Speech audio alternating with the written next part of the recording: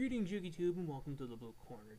Today's episode I want to discuss Gary Sham's Hieratic Dragon deck list that he used to top Jamaican Nationals. That's right, Hieratic's got top at Nationals. In fact, he won the whole thing. He ran a very standard Atum turbo build with some techs in and a very interesting side deck. And I'm going to go over the deck list and then I'm going to try and analyze it to the best of my abilities. So first up for the monsters, we got 3 Eset, 3 Tefnuit, 3 Su, 2 Eset, 2 Nebthet, 1 Monster Dragon number 2, 1 Wattail Dragon, 3 Darkness Metal Dragon, 3 Card D, double Veiler, double Maxx C, double Trag, and 1 Gorz. For spells, he's running 3 Convocation, 3 MST, 3 Duality, Book, 2 Lance, Storm, and Reborn. And for his side, he's got 1 Veiler, double Electric Virus, double Snowman Eater, double Smash, Chain Disappearance, Imprisoning, Decree, Shadow Mirror, and Transmigration Prophecy. Here for the extra, he's got Ancient Sacred Wyvern, Black Rose Dragon, Adrius, 2 Gaia Dragon, 3 Atum, 1 Excabile, 1 Crimson Shadow Armor Ninja, 1 Force Focus, 1 Strike Bouncer, and 1 TRS Keeper of Genesis.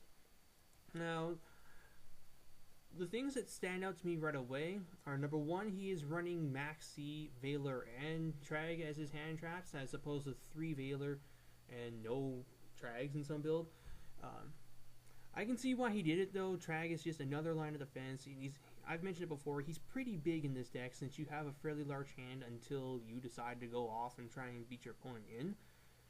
And having Card D just helps facilitate that, because if you drop it against an opponent who tries to spam a lot of special summons, you're going to get a bigger hand, and Trag will be just that larger.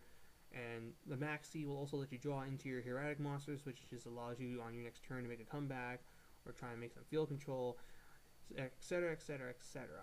So I do like the Trag, and I do like the tech of Maxx C in the deck. The other key thing to note was he also ran the full set of Card D. This is something that some people have been steering away from, or running just 2 of. I do believe the full set is very good. You summon it, if they Veiler it, they Veiler it. It sucks, but then again, if they Veiler Card D, then that's 1 less Veiler to hit your Atum. And ultimately, having your Atum not get hit by Veiler is much more important than worrying about your Card D being hit by Veiler. And if it doesn't get Veiler, then hey, you get a free extra draw. The other thing of note would be he's running Forbidden Lance over enemy controller. This is a switch I just made too. Lance just protects your monsters from not only the stuff that you would use Econ for, but it also protects your Xyz monsters, in particular Photon Strike Bouncer. I noticed that he's very geared towards trying to make rank 6s and sitting on them, which is something Tragoedia also does. Bouncer is just so good. He helps you against the rabbits. He also helps you against Insectors. And he puts him working against other decks, being able to stop shit like Gorz during the damage step and blah blah blah blah blah. His extra deck, interestingly enough, only has 14 monsters. I guess he was trying to get a Zem-Mayo or something else and he just couldn't fit in there, but still, it's fairly standard. He's got Sacred Wyvern, Black Rose Dragon, Adrius, the whole shebang of rank 6s. I'm surprised he didn't put Exploder Dragonwing in there though.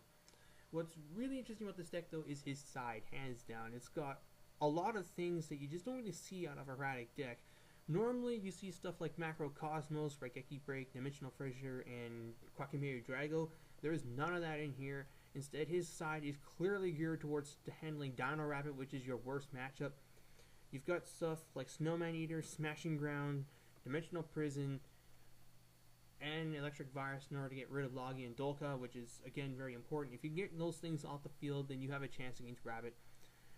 Then you've got Royal Decree just to stop stuff like Final Countdown, Chain Burn, Gladiator Beasts, and other stun decks like Gravekeepers, because those guys are starting to see more play. Shadow Mirror is for Gravekeepers as well, along with Insectors. It just helps you even more against that matchup and the Dark Worlds. 1 Tech Transmigration Prophecy. This was an interesting idea, and I just like the possibilities that it opens up. It makes Monster Reborn fizzle, it can put back Hornets, it can put back Darkness Metal and Light Pulsar Dragon targets. You can use it to recycle your own cards, such as Car or Vanillas in your deck. You just do all kinds of things with Transmigration Prophecy, and it's a nice chainable response to some things too.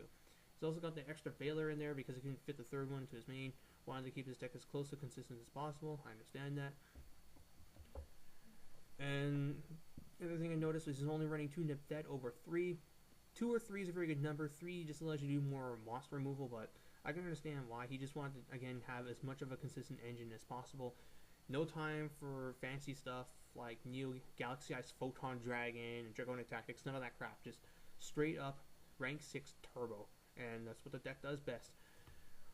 All in all, I think this is a very good way to build Hieratics, especially if you're looking to try and make the best possible version of the deck. This is a strong start point, and I like it very much. My deck's pretty much close to this, so it's only just a matter of making adjustments, and I'm sure I can probably work with something like this. I hope you guys enjoyed this deck list. Thank you all for watching. Until the next time,